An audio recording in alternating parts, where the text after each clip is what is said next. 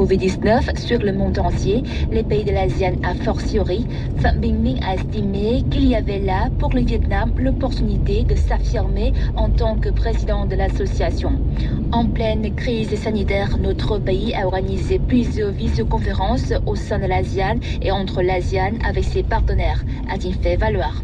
Lors de cette réunion, Pham Binh Minh a plaidé pour une collaboration renforcée entre le ministère des Affaires étrangères, de l'Industrie et du Commerce, du Travail, des évites de guerre et des Affaires sociales afin de mettre en œuvre efficacement les initiatives lancées lors des sommets extraordinaires de l'ASEAN et de l'ASEAN plus 3 sur la lutte contre la pandémie de Covid-19 et de préparer différents scénarios pour l'organisation du 36e sommet de l'ASEAN. La visioconférence des hauts officiels de la défense de l'ASEAN s'est ouverte ce vendredi matin à Hanoï. Dans son discours d'ouverture, le vice-ministre vietnamien de la Défense, Nguyen Chi Vic, a estimé que la pandémie de Covid-19 allait avoir des répercussions importantes sur le monde entier, les pays de l'ASEAN a fortiori. Il s'est dit convaincu que le Vietnam et les autres pays membres de l'ASEAN pourraient bientôt endiguer l'épidémie. Saluant les résultats de la réunion du groupe des hauts officiels du 12 mai dernier, Nguyen Chi Vic a demandé aux participants de faire le point de la coopération dans la lutte contre la pandémie et dans la défense. À l'étranger, un avertissement à destination des professionnels de santé a été émis par les autorités américaines ce jeudi concernant une maladie inflammatoire rare mais potentiellement mortelle touchant les enfants et probablement liée à la Covid-19. Appelé syndrome multi-inflammatoire chez les enfants par les centres américains de prévention et de lutte contre les maladies CDC, la maladie a pour la première fois été signalée fin avril au Royaume-Uni. Une centaine de cas, dont au moins 3 décès, ont ensuite été rapportés dans l'État de New York. Les médecins confrontés à cette maladie ont observé des symptômes similaires à ceux de la maladie de Kawasaki, un syndrome vasculaire affectant les jeunes enfants et dont la cause reste indéterminée.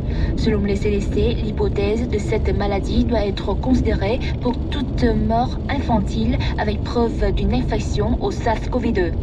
Enfin, le négociateur américain pour l'Afghanistan a attribué au groupe djihadiste État islamique l'attaque meurtrière contre une maternité à Kaboul et a appelé le gouvernement et les talibans à poursuivre le fragile processus de paix. Le groupe État islamique s'oppose à un accord de paix entre la République islamique d'Afghanistan et les talibans et cherche à encourager une guerre sectaire, tout comme en Irak et en Syrie, a écrit Zamay Khalilzad sur Twitter. Plutôt que de tomber dans le piège de l'État islamique et retarder le processus de paix ou poser des obstacles, les Afghans doivent ensemble écraser cette menace et poursuivre l'opportunité historique de parvenir à la paix, a-t-il poursuivi. Voilà, c'était notre journal. Vers la fin du XIVe siècle, les Hindous, le deuxième plus petit groupe ethnique du Vietnam, ont vécu une période tragique où ils ont été traqués, pourchassés.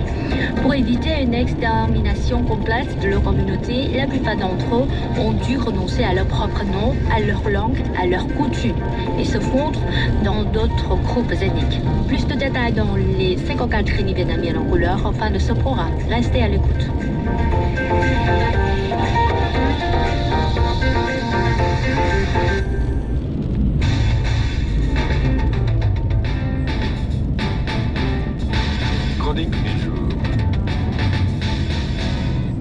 Les tentatives de mainmise sur la mer orientale où 15 livres Pékin suscitent de très vives critiques au sein de la communauté internationale.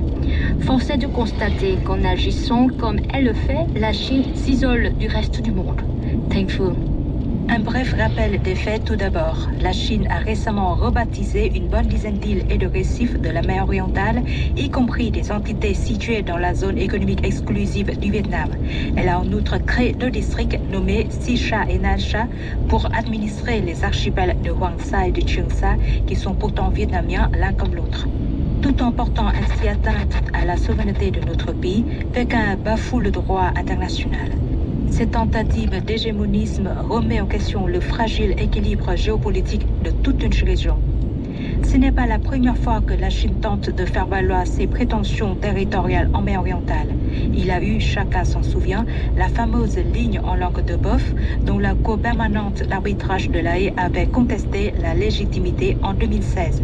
Eh bien, la Chine est revenue à la charge avec cette fois les 4 chats.